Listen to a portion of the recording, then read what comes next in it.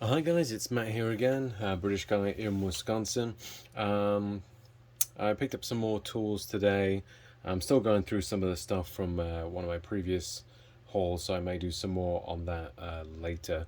But for now, I'm going to go over what I got today. Actually, I got a cheapo vise from a friend of mine for free.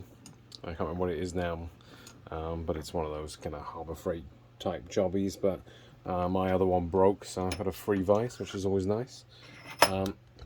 Today I went to a couple of Habitat for Humanity restores and picked up some tools. So I got a box here, and we'll go through it. I actually forgotten everything that I purchased. First off, actually, I got this, which I just already throw in my sale bucket because I've already got a couple of tool belts which I don't need. So, but this is actually a Blue Point YA124A leather tool belt. I figured I'd clean it up and probably just flip that one on eBay. I don't need it, but I always like Blue Point stuff. So let's see what we got in the box. Open that one up. First of all, I picked this up. It's just an empty tool roll. Stahl Villa. Looks like a German company by the sound of it, but I looked them up online and currently for sale on their website, $57 reduced from $70. It's nice-ish tool roll, just a generic. I think it's an 18-point tool roll. It's got a Velcro fastening on it. I don't have anything really for putting my wrenches in, like for throwing them in my toolbox so they get all disorganized. So I figured I would use this guy. I throw my, I'll probably get both my metric and my SAA stuff in there, but mostly I use metric for my car and stuff, so I can throw some wrenches in there. That was $2, so that was pretty good. Pretty good buy for me, so that'll be kept and pressed into service. What else did I get? I can't leave these guys alone. I've got a bit of a thing for them. So this is a Kits and File True Value, which is a local company, but it says Easy Power USA. I kind of wonder. It's got a patent number on it, but I can look it up. They look very similar to. Let's have a look. This one that I have by. What was this? I can't remember the brand on it now. Serverlight. I think there's quite a few that are made by the same company. But either way, it's one of those 4-in-1 screwdrivers.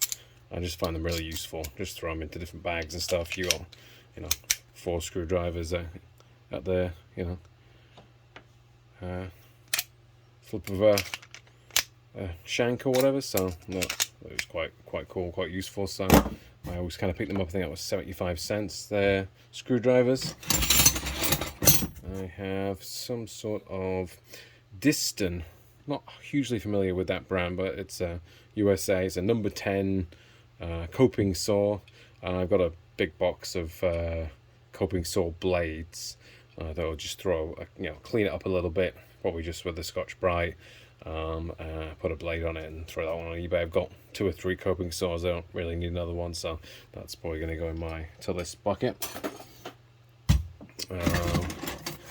Next off, a little bit of a cracked handle that one, but I might epoxy or wood glue that one.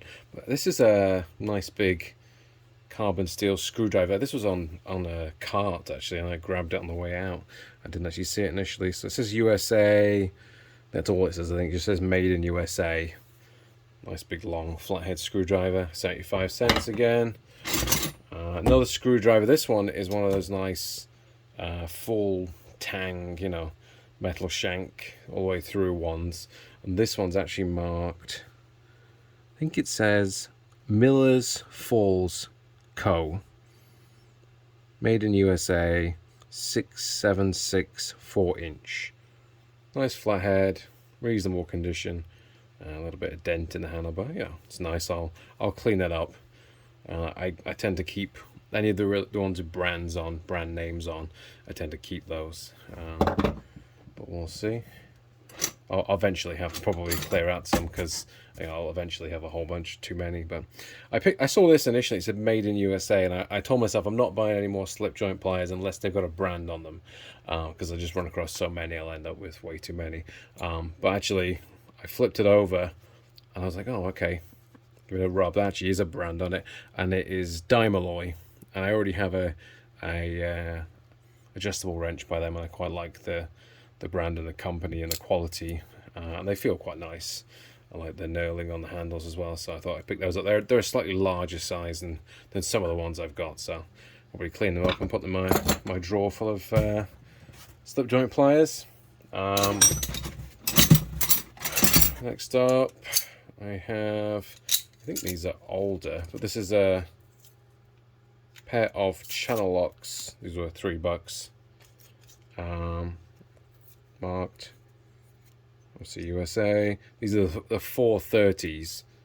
A little bit of play, but obviously I'm going to tighten up that nut and take that play out, and I'll wire wheel them and clean them up, etc. I think I have 2 or 3 pairs of the vintage channel locks already, but I don't think I have a pair of the 430s. I think they're all 420s, which is the smaller size. So I might just move on one of the 420s and add this to my collection, the 430.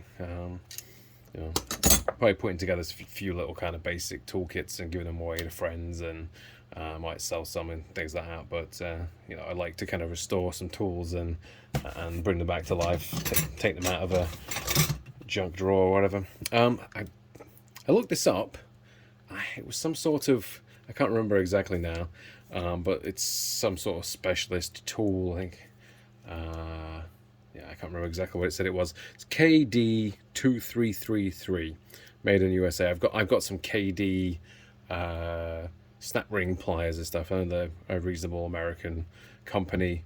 It's some sort of specialist tool. Some of you guys might know what that is. But I figured for $2, specialist tool, probably going to end up being $20-30, my guess, and that will go on eBay, because I think I looked it up and I can't remember what it's for, but it's not for anything I don't think I have a use for, so that'll probably go on eBay, that one. Next up, 75 cents was, what we got, Dunlap 5/8 combination wrench. It's quite nice, I think. Yeah, there was an, oh, that's a Pennons, sorry. Next one was a Pennons Chicago combination 7/8 13/16, double open-ended. It's quite a nice one. Look at those both out of the 75 cents drawer. I felt like, yeah, there was another Dunlap in there as well, so it's a 9/16 combination wrench. Again, 75 cents. Another 75 cents one. This is a Craftsman USA, I believe. Looking at the logo, pointed to a logo. I think it's pre-1970. These are quite small slip joint pliers. So I quite like Craftsman, so pick those up. Another pair of slip joint pliers. I for some reason I really like the Utica company. This is Utica 7-6 USA. I really like the designs and the knurling on a lot of these. These don't look particularly fancy, but I'll clean them up. But I've got a few of I've got Lyman's pliers and a couple of pairs of side cutters and stuff, so I quite like the Utica stuff, so I tend to pick it up when I see it. I got another, looks like an older Dunlap. Sounds a little bit rusty, but I'll clean it up. Forged in USA, 11/16 5/8. 75 cents again.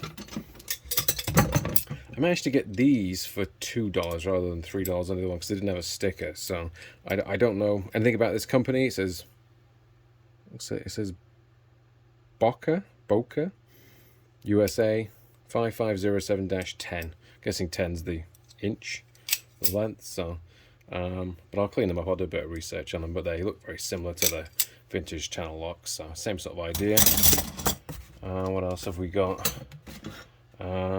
These are nice. I got a pair of cutters. I don't know where they went. I think they're in my drawer already.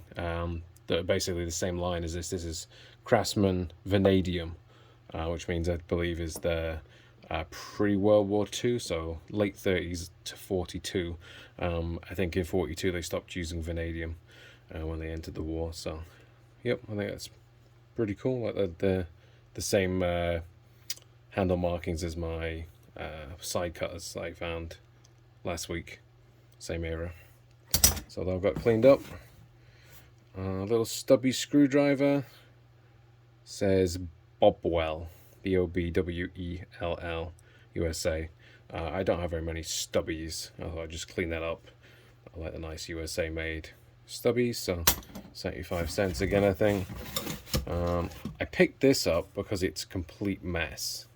75 cents, quite a big flathead. I don't know if it's got a brand on it or anything about it. I just like these gross looking acetate screwdrivers, and I like cleaning them up with a wire wheel or a Scotch-Brite and seeing, you know, kind of what's underneath and trying to make them look nice. It's just a bit of a challenge for me, so I picked that one up today just to do that with, so maybe I'll feature that on another video. And the last few things I got in here were some of my favorites. So I think these were $2 or $3 a piece. I think they were slightly different on each one.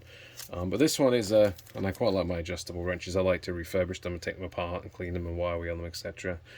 This is a Crescent AT112, and I think I have this exact wrench which I refurbished already in my cabinet. But I'll do a job on this one.